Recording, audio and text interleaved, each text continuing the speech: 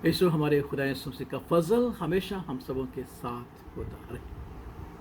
यीशु एक शख्स साउल था जिसके घराने से खुदावंद का कोई वादा नहीं था कि उसे बादशाह मिले, लेकिन खुदावंद की रहमत उस पर हुई, खुदावंद का फजल उस पर हुआ और खुदावंद ने उसे कौम बनी इसराइल का बादशाह मुकर्रर कर दिया।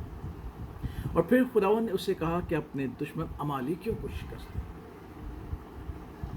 और खुदावंद ने उससे कहा कि जब तू अमालिकियों को शिकस्त देगा तो उनकी चीज़ों में से कोई चीज़ भी लूट के माल में शामिल करके अपने मुल्क में, अपने इलाके में तूने नहीं आना। खुदावंद ने उसे फतह बख्शी और खुदावंद के खादम सैमुल नबी ने कहा कि देख, मैं आऊँगा तो फिर हम खुदावंद की हुजूर शुक्रगुजारी और सोखनी की कुर्बानियाँ चढ़ाएंगे।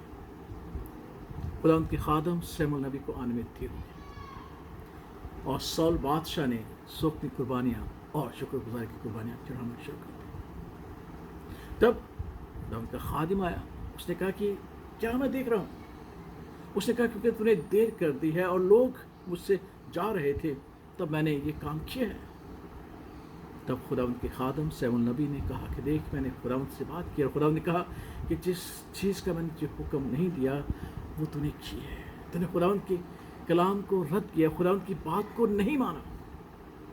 मैंने तुझे ऐसा करने के लिए नहीं कहा था और तूने खुदावंद के कलाम को रद्द किया है, तूने खुदावंद की बात को नहीं माना, लिहाजा खुदावंद तुझसे बादशाहत छीन लेगा।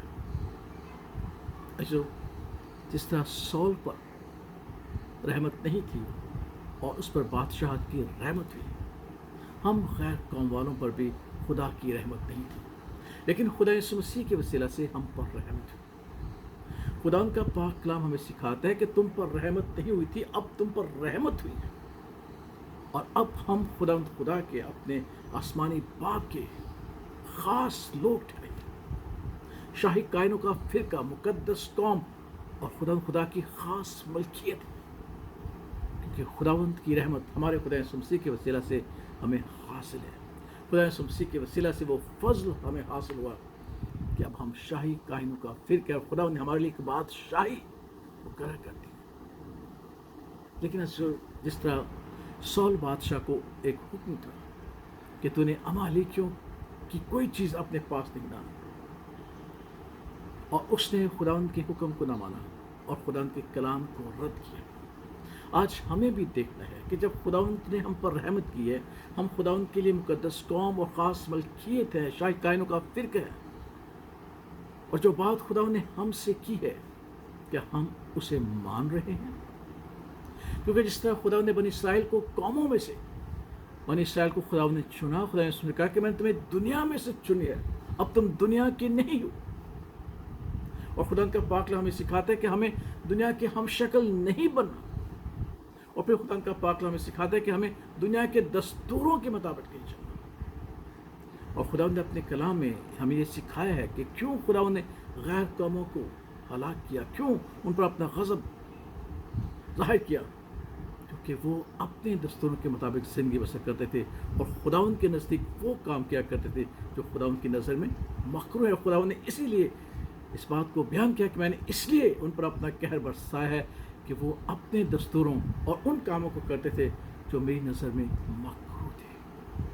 यीशु, हम दुनिया के नहीं, खुदा ने हमें दुनिया में से चुन लिया है ताकि हम उसके लिए ख़ास मलकियत बन जाए, उसकी मुकद्दस कौम बन जाए।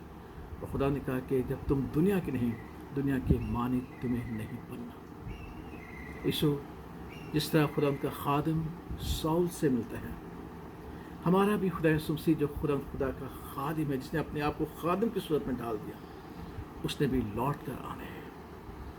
हमारे पास अब वक्त है कि हम इस बात पर गौर करें कि क्या हम खुदावंद के कलाम को मानते हैं, क्या हम उसके हुक्मों के मुताबिक ज़िंदगी बसर करते हैं, कि क्या हमने भी साउल की मानत खुदावंद के कलाम को रद्द किया, उसकी बात को नहीं माना। यीशु, हमारे पास वक्त है, इस वक्त को गनीमत जानिएगा, क्योंकि जब हमारा खुदा यीशु जो खुदा का खादिम है लौट कर आएगा और हमसे पूछेगा कि तुमने क्या किया, तुम क्या कर रहे हो, तो हम ये नहीं कह सकते कि ये दुनिया के दस्तूर ज़रूरत थी हमारी, अगर हम इनके मुताबिक ज़िंदगी बसर ना करते तो हम दुनिया से पीछे रह जाते, इसलिए हमने दुनिया के दस्तूरों को, दुनिया के तरीके को अपनाया है। اور ممکن ہے کہ خداوند خادم ہمارا خدا یسوع مسیح ہم سے یہی کہے کہ ہم نے خدا کی بات نہیں مانی اور ہم نے خدا کے کلام کو رد کیا ہے۔ اس چیز سے بچنے کے لیے آج خداوند نے مجھے اور آپ کو توفیق بخشی ہے کہ ہم ان باتوں پر غور کریں کہ ہم دنیا کے نہیں، ہم دنیا کے دستوروں کے مطابق زندگی بسر نہ کریں، کیونکہ ہم دنیا کی ہم شکل نہیں ہونا چاہتے۔ کیوں ہم پر فضل ہوئے، ہم پر رحمت ہوئی ہے جس کے ہم حقدار نہیں ہیں۔ سول کو بادشاہت کا کوئی وعدہ نہیں کیا تھا اس کے خاندان، لیکن خدا نے اس کو بادشاہت ہمارے ساتھ بھی ایسے ہی ہے، اور خدا نے یسوع مسیح کے وسیلہ سے ہمیں یہ رحمت بخشی ہے، یہ فضل بخشا ہے۔ خدا کا پاک کلام کہتے سے رائے گانا کرنا، اس پر غور کرنا، اور اگر کہیں ہمیں معلوم ہو کہ ہم دنیا کے مطابق زندگی بسر کر رہے ہیں، ہم دنیا کے ہم شکل بن رہے ہیں، تو اپنی زندگی پر غور کرتے ہوئے پرہیز کریں، تاکہ جب یسوع مسیح آئے تو ہم اس کے حضور کھڑے ہونے کا مقدور رکھیں۔ خدا اس کلام کے وسیلہ سے ہماری ہدایت اور رہنمائی کرے۔ آمین۔